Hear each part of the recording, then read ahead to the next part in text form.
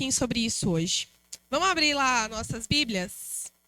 Em Isaías,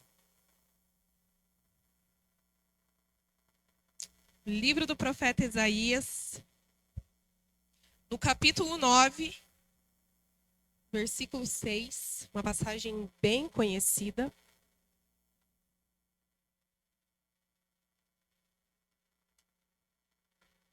Com certeza você leu em algum lugar ou você ouviu esse texto em algum momento, nesses dias natalinos.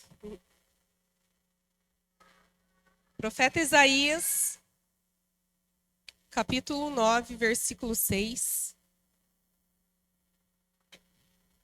Quem achou diz, eu amo a Bíblia.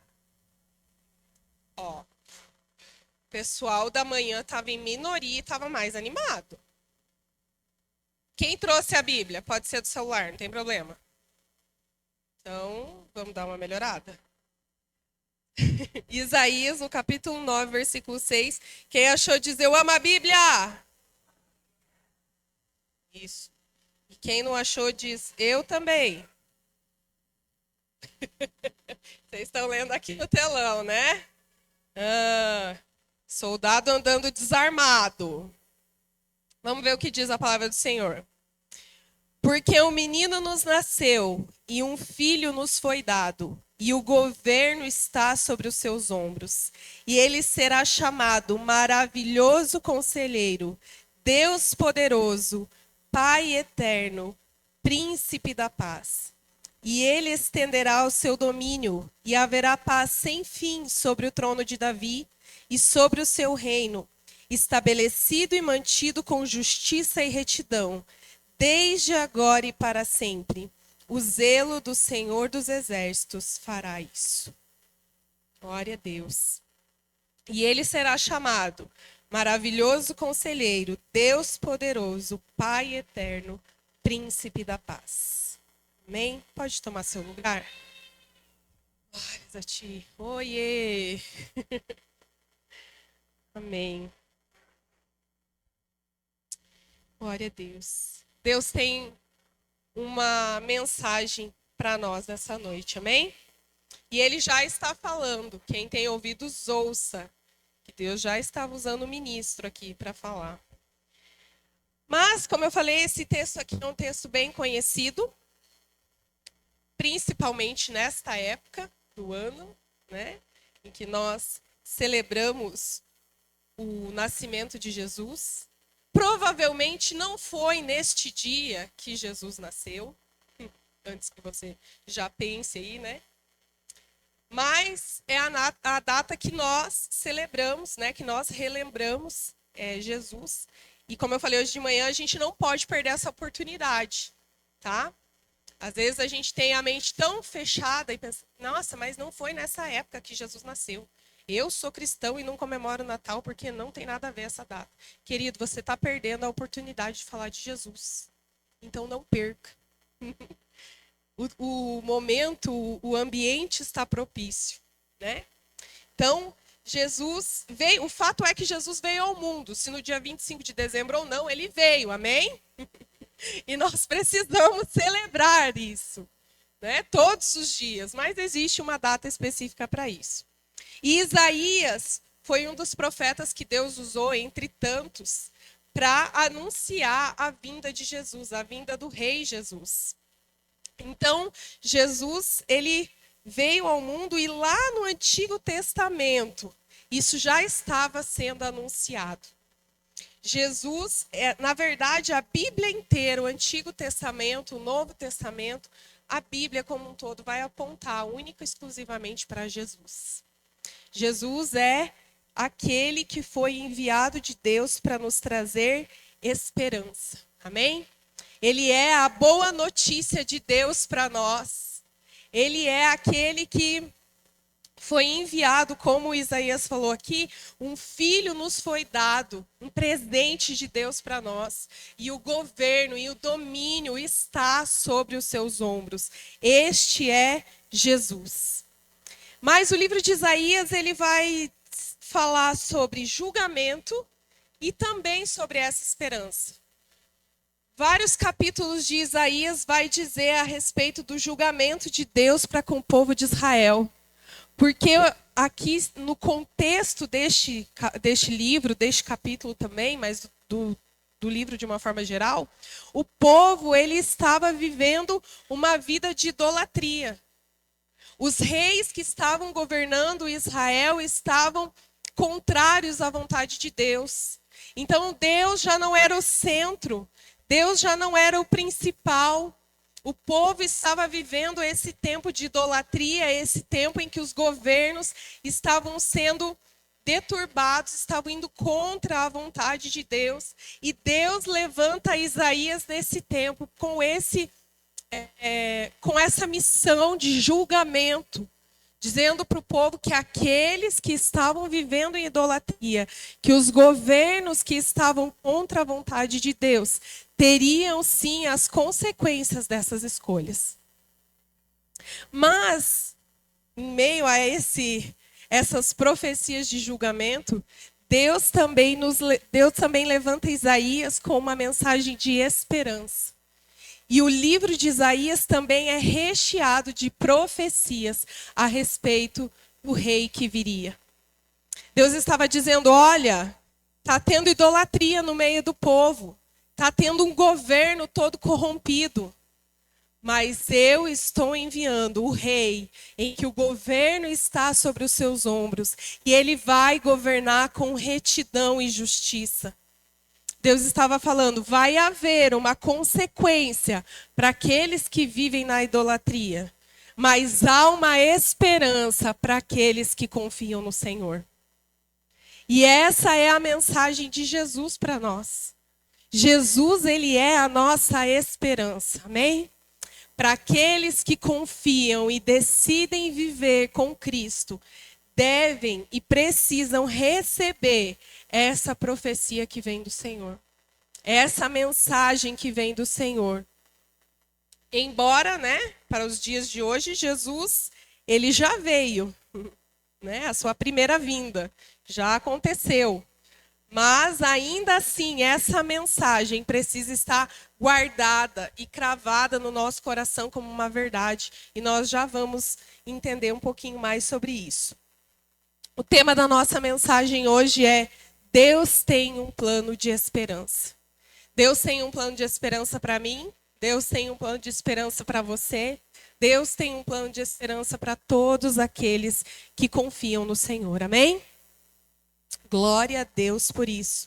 E esse plano se chama Jesus. Jesus é aquele que Deus enviou para trazer alívio, paz e governo segundo a vontade e os padrões de Deus. E é sobre essa esperança que Deus quer que nós venhamos falar hoje.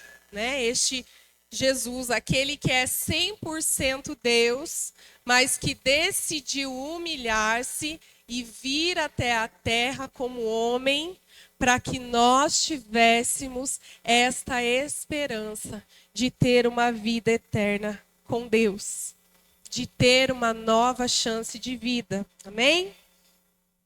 E aqui nesse texto, ele vai dizer, Isaías, foi levantado para falar a respeito da vinda de Jesus. E também ele fala assim que Jesus ele vai ser chamado como pelo menos 4 nomes. Ele vai falar ali no 6. E ele será chamado Maravilhoso Conselheiro. Quando Isaías estava falando que Jesus é o maravilhoso conselheiro, Isaías estava se referindo a respeito da sabedoria divina. Jesus, ele é essa sabedoria divina para nos governar e para nos direcionar. Conselheiro quer dizer aquele que aconselha, óbvio, mas aquele que traz luz, aquele que traz direção. Quando nós precisamos tomar uma decisão ou quando nós podemos fazer uma escolha, a gente vai buscar um conselho, vai buscar alguém que tenha uma direção, que tenha uma experiência. E quando Isaías estava falando aqui, Jesus é esse maravilhoso conselheiro. É esse extraordinário conselheiro que vai nos dar a direção e que vai nos dar a luz para qual o caminho que nós temos que seguir. E lá no Novo Testamento, lá em João 14:6, vai dizer assim: Jesus vai dizer para os seus discípulos: ninguém vai ao Pai a não ser por mim. Um pouquinho antes ele vai falar: eu sou o caminho. Jesus estava cumprindo a profecia de Isaías. Ele é aquele que vai nos conduzir ao Pai.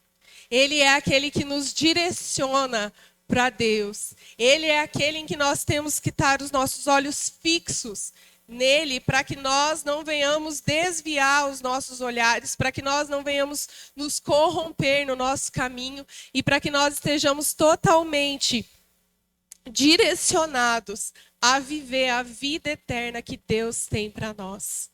Jesus é este caminho, é essa luz, é essa direção, é esse conselheiro que fala: olha, não tem outro caminho senão comigo para o Pai. Glória a Deus por isso. Vocês estão entendendo?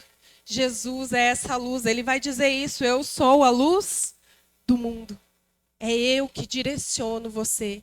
É eu que conduzo você para o caminho perfeito da salvação. Esse é o nome de Jesus, aquele que nos leva à luz, aquele que nos mostra o caminho até Deus. Depois Isaías vai dizer que Jesus também ele é o Deus forte. Quando o Isaías fala isso, ele está revelando a divindade de Jesus. Como eu falei, Jesus 100% Deus, se fez também 100% homem e habitou entre nós. E Isaías está falando: olha, esse rei, esse menino, esse filho que nos foi dado, ele é o Deus poderoso. Se vocês prestaram atenção aqui na ministração do Felipe, ele falou isso, né? O nome de Jesus é poderoso. O poder está sobre as mãos do nosso Jesus. E eu acho que você não está entendendo o que isso significa. O poder está sobre as mãos de Jesus. E se nós servimos aquele que tem todo o poder, nada pode nos impedir. Nada pode nos deter. A palavra de Deus diz que o inferno não tem domínio, que a morte não tem domínio, que Jesus ele governa sobre os céus e sobre a terra, sobre o inferno e sobre a morte, sobre Satanás e sobre os seus principados. Jesus é poderoso. O nome de Jesus é poderoso para quebrar qualquer cadeia, para desfazer qualquer ação do inimigo. Ele é poderoso. A palavra de Deus vai dizer lá em Filipenses 2:9: por isso Deus o exaltou e o colocou sobre a mais alta posição e deu-lhe um nome acima de todos os nomes. Esse é Jesus. Esse é aquele que nós servimos e escolhemos seguir, o Deus Todo-Poderoso. Sabe, nós não podemos viver como aqueles que não são seguidores daquele que tem o domínio sobre as suas mãos. Muitas vezes nós somos cristãos e seguimos: ai, eu sou um coitadinho, pobre, cego e nu. Ah, coitadinho do crente. Coitadinho do crente que só sofre. Coitadinho do crente. Mas isso não condiz com o nome daquele que você segue. Você está me entendendo? Então olha para o teu irmão e fala aí para ele: para de se fazer de coitadinho, irmão. Você segue o Todo-Poderoso. E o domínio está sobre as mãos dele. Aleluia! Mas o inimigo vem e lança na nossa mente, né? E realmente nós mesmos não podemos nada, mas nós servimos aquele que é todo-poderoso. É isso que está dizendo a palavra do Senhor. E ele será chamado Deus poderoso. Entenda, nós servimos a um Deus poderoso. A um Deus que tem domínio sobre tudo. Então, quando o inimigo tenta nos humilhar e tenta também distorcer aquilo que Deus fala a nosso respeito, nós temos que lembrar que nós seguimos aquele que é todo-poderoso. A palavra de Deus também diz que Ele é poderoso para fazer infinitamente mais daquilo que nós pedimos ou pensamos. A palavra também de Deus diz lá que Ele nos deu autoridade para pisar serpentes, escorpiões, para expulsar demônios e para expulsar a enfermidade, tudo em nome de Jesus. Ele é esse que a palavra de Deus diz que Ele morreu e Ele foi lá no inferno e pegou a chave do inferno e da morte e agora Ele tem domínio sobre isso. E muitas vezes quando o inimigo vem nos aterrorizar, nós achamos que Ele tem domínio sobre algo. Mas a partir do momento que nós entregamos a nossa vida a Jesus, agora nós estamos vivendo, seguindo e servindo aquele que é poderoso.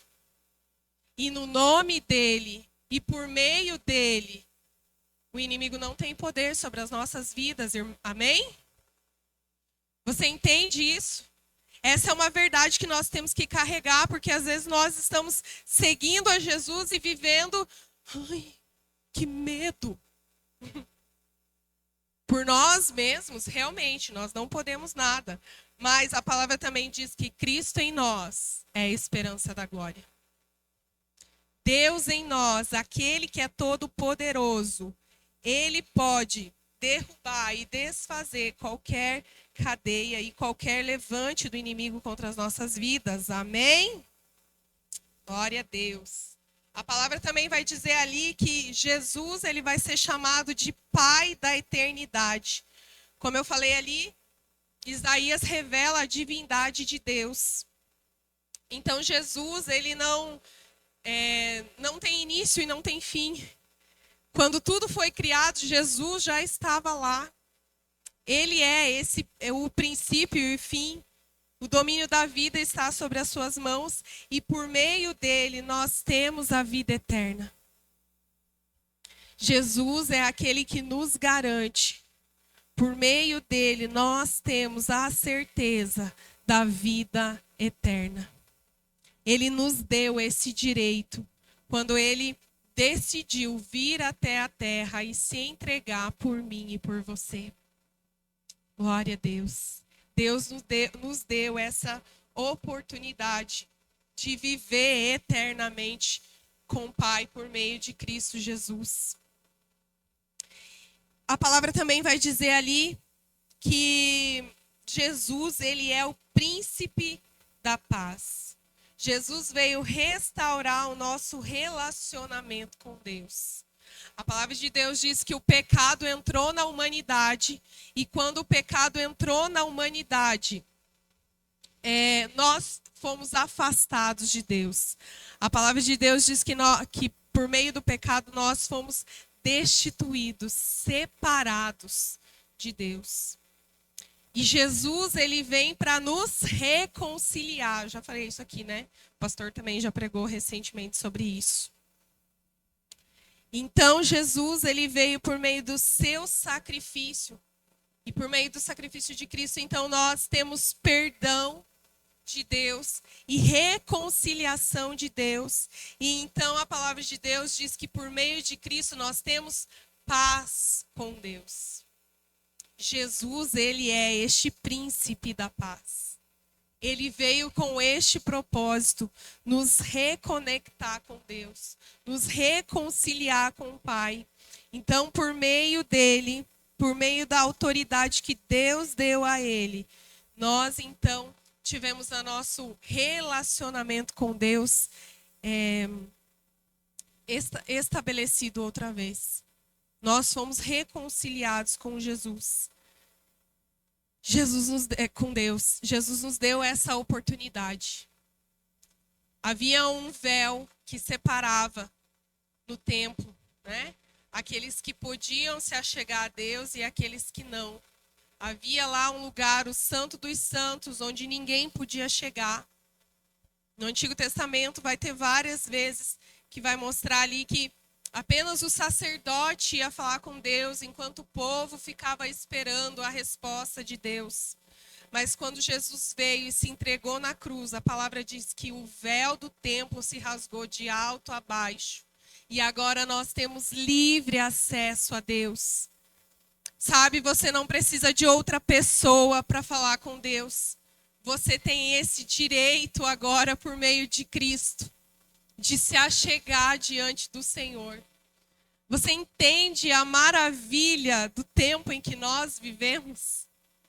Em que nós não precisamos de outros para se achegar ao Pai, mas nós, com o nosso coração voltado para Ele, podemos ter acesso direto a Deus. Sabe, querido? E nós precisamos aproveitar essa graça que Deus nos dá.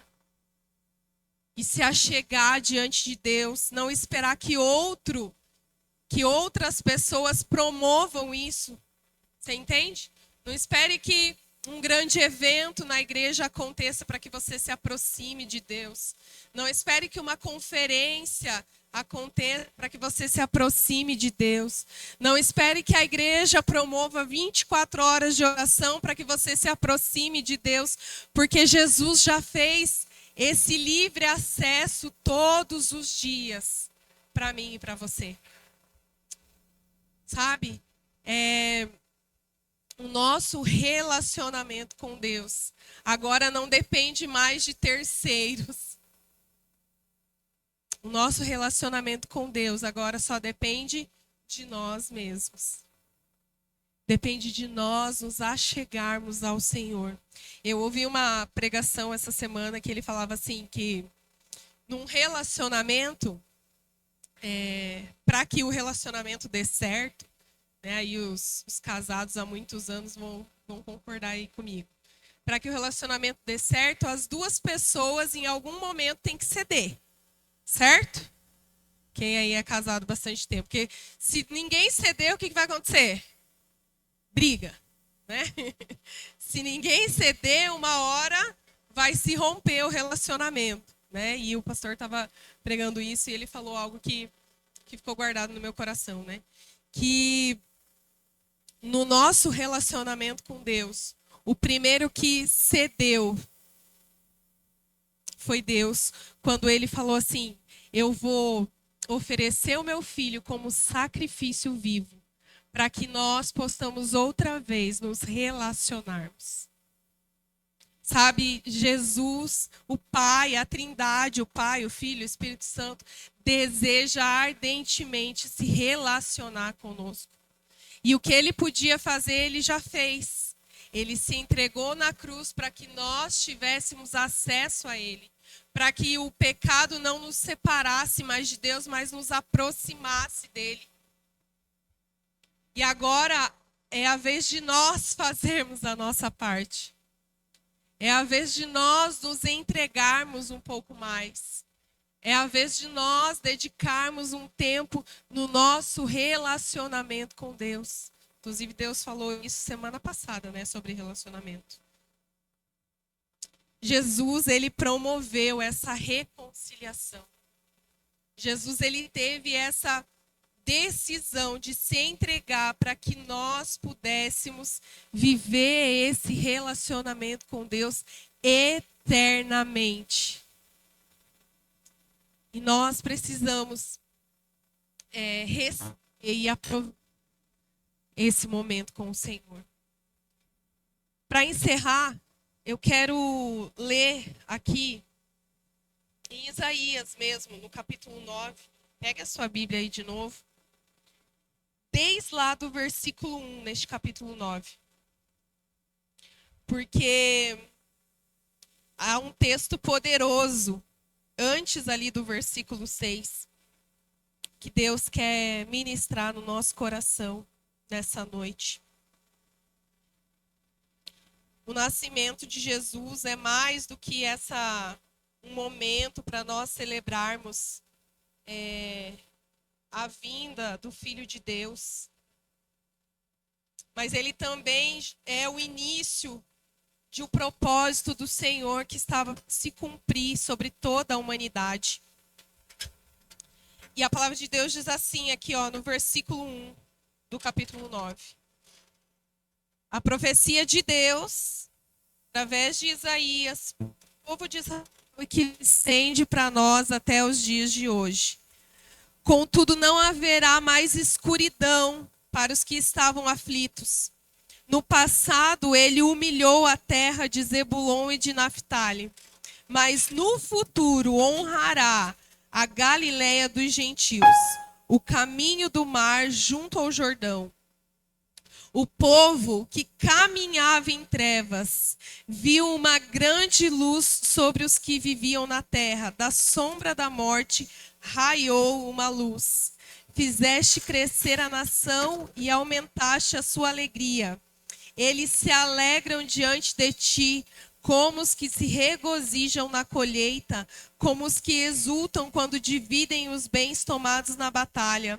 Pois tu destruíste o jugo que os oprimia, a canga que estava sobre os seus ombros e a vara de castigo do seu opressor, como no dia da derrota de Midian.